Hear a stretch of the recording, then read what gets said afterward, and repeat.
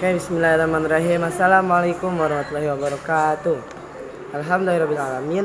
Wassalatu wassalamu ala asrafil anbiya wal mursalin wa ala alihi washabihi ajmain amma ba'du. Pertama-tama yang terhormat kepada Abi Hanif dan Umi Ida selaku pengasuh pondok Supercamp Al-Quran La Raiba Hanifida. Yang kedua yang terhormat kepada guru-guru MTSMA Al-Quran La Raiba Hanifida, terutama kepada Mr. Agil selaku guru pengampu pelajaran bahasa Indonesia, dan yang ketiga terhormat kepada kedua orang tua saya dan tidak lupa pula kepada teman-teman saya yang saya banggakan. Nah, jadi di sini saya akan mempresentasikan tentang pelajaran bahasa Indonesia, yaitu tentang struktur dan kebahasaan novel sejarah.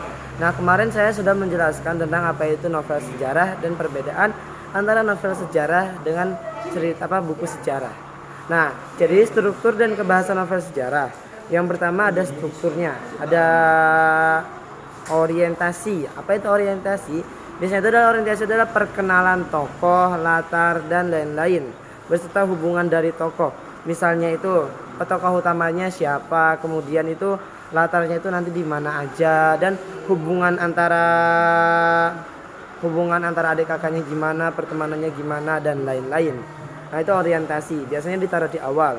Kemudian yang kedua ada ungkapan peristiwa. Nah, ungkapan peristiwa itu biasanya itu adalah kejadian awal yang menimbulkan masalah, yang timbulnya masalah. Nah, jadi misalnya itu konflik masalah yang timbul pertama kali, ungkapan peristiwa. Jadi kayak apa ya? Pokoknya itu kayak ya masalah itu pertama kali timbulnya, nah kejadian awal. Kemudian yang ketiga ada konflik. Nah, konflik ini adalah tunjukkan konflik yang semakin rumit. Nah, jadi masalahnya itu semakin rumit. Tadi kan ungkapan peristiwa itu hanya kejadian awal dari masalah tersebut. Kemudian konfliknya itu masalahnya semakin rumit. Nah, kemudian ada komplikasi. Nah, komplikasi ini adalah kejadian paling mendebarkan atau tentang pertikaian atau peristiwa lain. Biasanya itu kayak si tokoh utamanya itu lagi ngapain atau bertikai dengan yang lain. Pokoknya kejadian paling mendebarkan. Kemudian ada resolusi. Nah, resolusi ini adalah akhir suatu masalah atau tahap penyelesaian. Semisalnya ada ya masalah tadi konflik.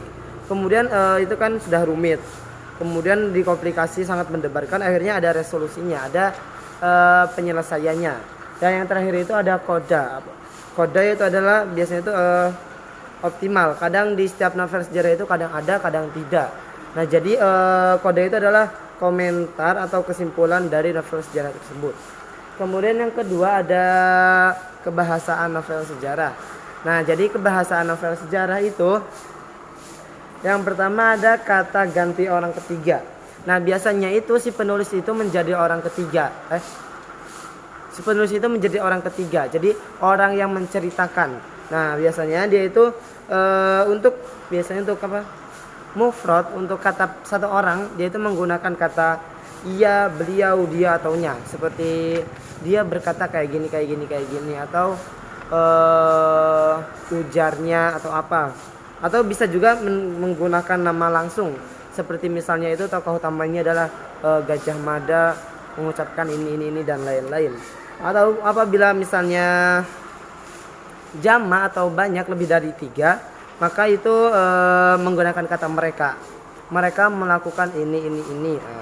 Nah, kan kalau misalnya si penulisnya itu menjadi tokoh utama atau orang pertama, maka dia lebih menggunakan aku berkata dan lain-lain. Tapi dia menjadi orang ketiga sehingga menggunakan kata dia berkata atau ya kata ganti orang ketiga. Kemudian ada verba material. Nah, jadi verba material ini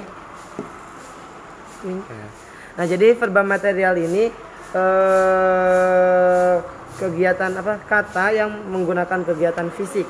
Contohnya itu seperti membaca, melempar, pokoknya kata yang menggunakan kegiatan fisik. Dan kemudian yang ketiga ada konjungsi. Ada konjungsi temporal. Apa itu konjungsi temporal? Nah, jadi konjungsi temporal itu untuk menata urusan. Jadi misalnya itu kayak jadi setelah ada setelah, biasanya katanya itu setelah atau lalu. Kemudian yang terakhir ada kata keterangan. Nah, jadi kata keterangan adalah jenis prosa yang biasanya itu menunjukkan keterangan waktu atau tempat. Nah, jadi misalnya itu pagi, siang, sore, malam, atau enggak tempat seperti di mana dan lain-lain. Oke, sekian saja dari saya. Kurang lebihnya mohon maaf. Wassalamualaikum warahmatullahi wabarakatuh.